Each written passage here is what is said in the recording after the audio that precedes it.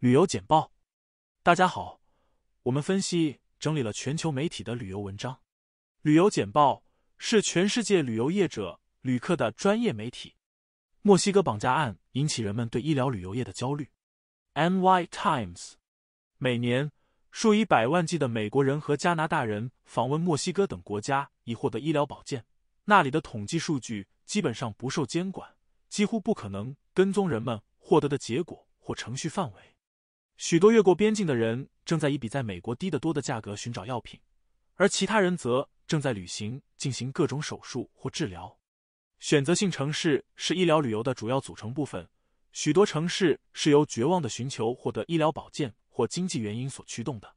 在 COVID-19 大流行之前，医疗旅游的价值估计为50亿美元，尽管现在无疑更低。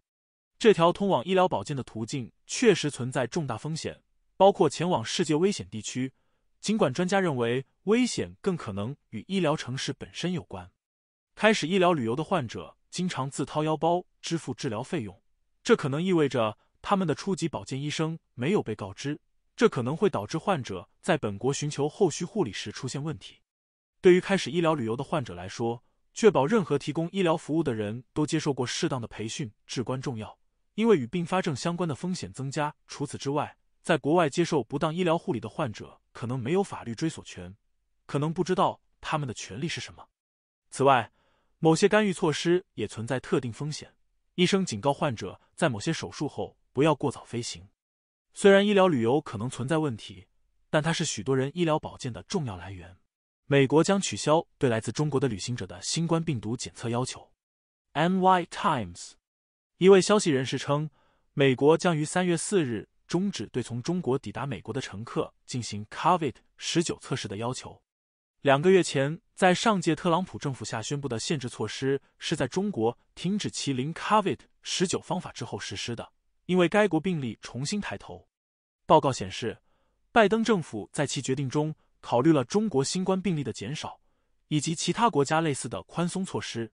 来自其他国家的航班仍将受到监控，以帮助检测该病毒的任何新变种。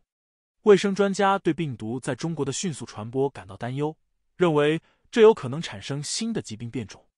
由于北京缺乏关于2019年底疫情的资讯和透明度，科学家不得不从来源推测病毒的规模和严重程度，许多人批评这些来源不可靠。然而，对可靠数据的调查意味着官员们对疫情和源自中国的变种有了更好的了解。中国指责美国等国家将 COVID-19 大流行限制政治化。最近能源部进行了一项调查，得出的结论是冠状病毒来自武汉病毒研究所对蝙蝠冠状病毒的意外实验，而不是人畜共患的。提出考试限制之际，中美关系日益紧张。夏威夷基拉维厄火山喷发在61天后停止。AP 美联社，夏威夷基拉维厄火山的活动在火山活动61天后已经消失，盐裂谷带没有观察到显著变化。科学家已经证实，哈雷蒙茂火山的火山口底部不再含有任何熔岩。美国地质调查局表示，活动的减少与2月17日开始的更大的通货紧缩倾斜下降有关，这是火山的常见过程。基拉维厄火山是世界上最活跃的火山之一。2018年的火山喷发摧毁了该地区的700多所房屋。在大喷发之前，基拉维厄火山自1983年以来一直在喷发，偶尔会覆盖农场和家庭。随着旅游业再次蓬勃发展，泰国酒店加大投资力度。Nikkei Asia， 泰国连锁酒店圣泰兰酒店及度假村 Saint Era Hotels and Resorts 以预算230亿泰铢 6.62亿美元，在未来几年内建造至少6家酒店，其中一家将于7月1日在大阪开业。该公司还计划在其家乡进行5项开发。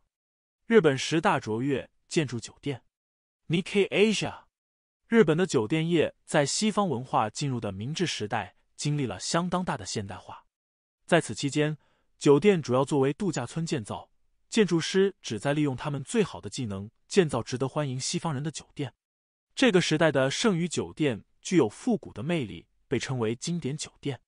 2战后，西式酒店在日本越来越受欢迎，特别是自1964年东京奥运会和1970年大阪世博会以来。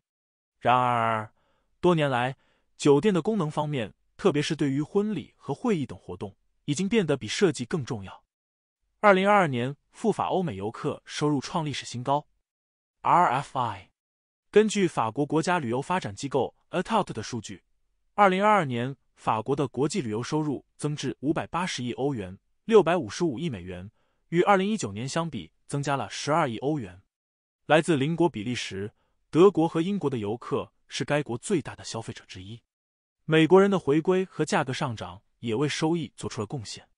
数据显示，截至11月底，西班牙以648亿美元重新夺回欧洲的领先地位。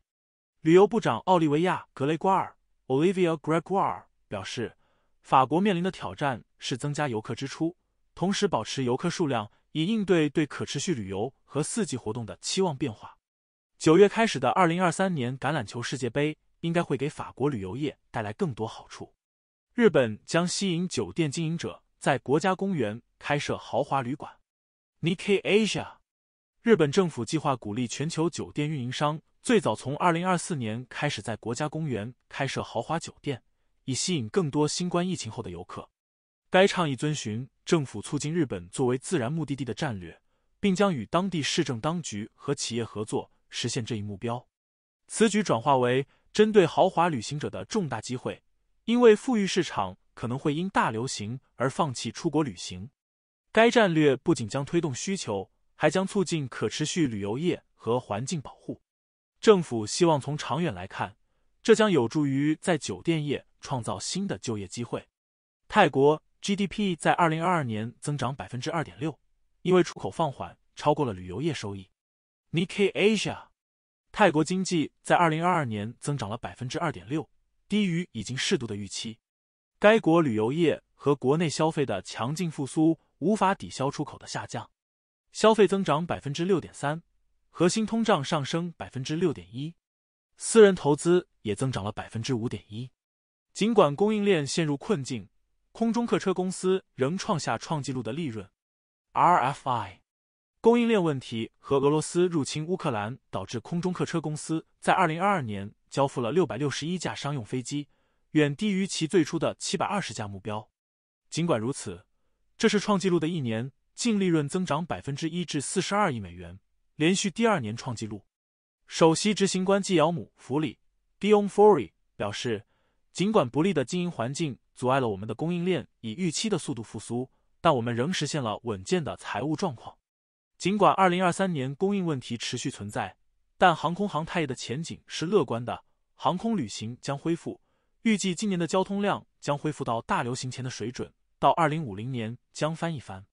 该公司希望在2023年交付720架商用飞机。谢谢收看旅游简报。